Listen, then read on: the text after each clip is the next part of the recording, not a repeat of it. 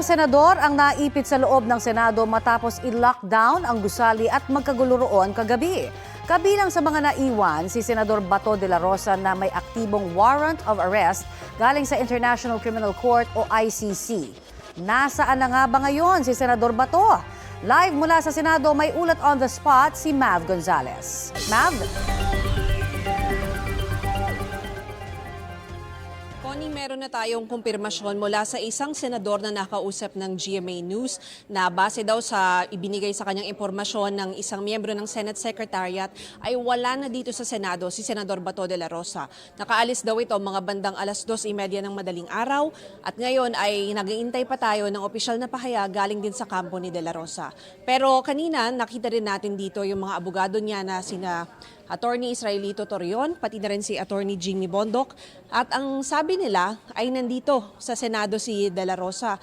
Kanina to mga bandang 9:00 ng umaga. Pero kanina din ay sinubukan namin na umakyat doon sa opisina ni De La Rosa dito sa Senado.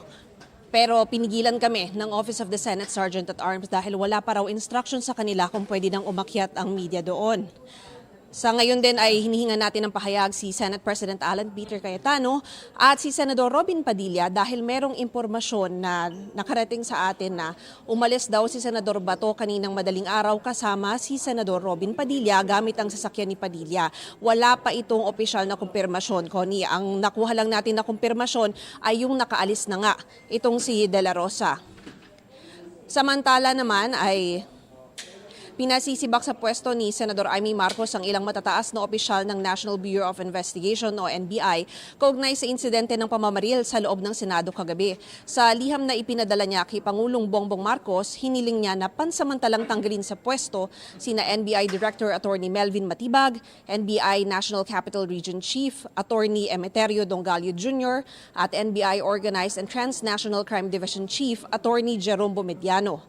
Ayon kay Senadora Marcos, mahalagang maisagawa ang isang buo, malaya at walang kinikilingang investigasyon kaugnay ng insidente. Sinusubukan pa namin kunan ng komento ang mga opisyal ng NBI. Sa ngayon, Connie, ako nakikita ninyo nakakordon pa rin sa likod ko. Itong area na ito yung paliko. Yan po yung lugar kung saan nagkaroon nga ng putukan kagabi. Hindi pa rin natin nakikita na personal kung ano yung itsura nito pero base dun sa mga larawan at video na ipinost ni Attorney Torion kagabi ay merong mga basag-basag na salamin na merong mga tama ng bala. Connie? Yes, Mav. Business as usual na ba ngayon dyan sa Senado matapos itong putukang nangyari kagabi?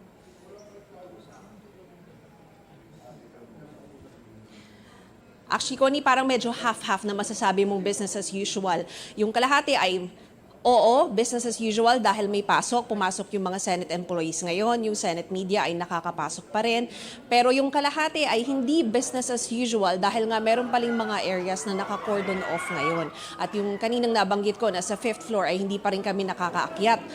Sa ngayon, ang inaasahan lang natin na event dito sa Senado, walang committee hearings kasi, ay meron lang isang luncheon si Senate President Alan Peter Cayetano dito sa isa sa mga committee rooms. Kaya inaantay din natin na dumating siya para makausap natin at makahingi rin tayo ng kumpirmasyon tungkol nga dito sa paglabas ni Senator De La Rosa mula sa Senate building, Connie. And as we speak, Mav, dahil nga nabanggit mo na kinukunan nyo pa rin ng pahayag sana, no, itong tanggapan ni Senador Robin Padilla, wala pa rin sa ngayon na nagbibigay ng pahayag on their side because sabi mo nga, may mga bali-balita na maaaring magkasama si Senador Bato de la Rosa at si Senador Robin Padilla.